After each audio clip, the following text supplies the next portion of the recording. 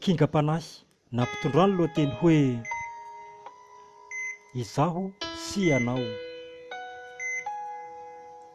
Izaho sy anao tsy niady na dia ny sara toerana sahady, satria raha ny teo aloha dia hoatra nefa mpivady.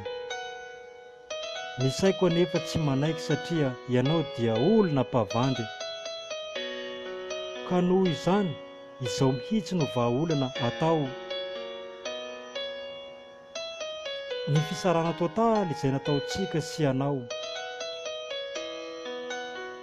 nefa kosa tsy azo lazaina ny fandao, satria mbola eto amin'izao tontolo izao. Izany moa tena resaka mahitsy sy tsy mba sangisangy. Atao veloma mandrakizay ny mahakasika an'iny ary koa mampamangy. Fa izaho sy anao samy velonaina eto an-tany,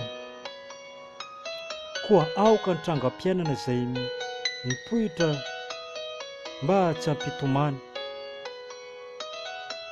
Azo lazaina mafy aloha raha ny fisarana vitantsika sy anao, kanefa izay ny tena izy sao dia hafarany ka ho lasa tera-bao. Raha isika sy anao mantsy raha mbola mitoy ny fiarahana, dia fotoana very fotsiny, ka izay koa no anisany mahatonga ny fandroahana. Ekeko fa tsisy ratsy vitako taminao mihitsy, ary soa koa ny nataonao taminahy. Niadiady madinidinika moa mandeha ho azy, kanefa tsy dia misy. Nefa azo adinoina ny manao entim-panahy, izay toy ny ilay mpanao kingam-panahy. Efa nifarina tao anatin'ny 20 moa izany ny fiarahantsika roa.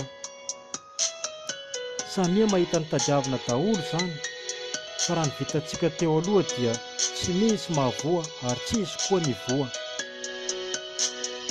Tsodrano manan-kery ary vokatra ny fo,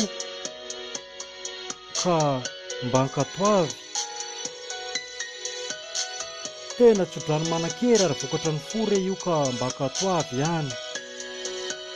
Fa efa fiainam-baovao tokoa tia ny atrena, na izaho aty na koa anao alavitra any. Mpanoratra izaho Kinga Black, na hoe Patrick.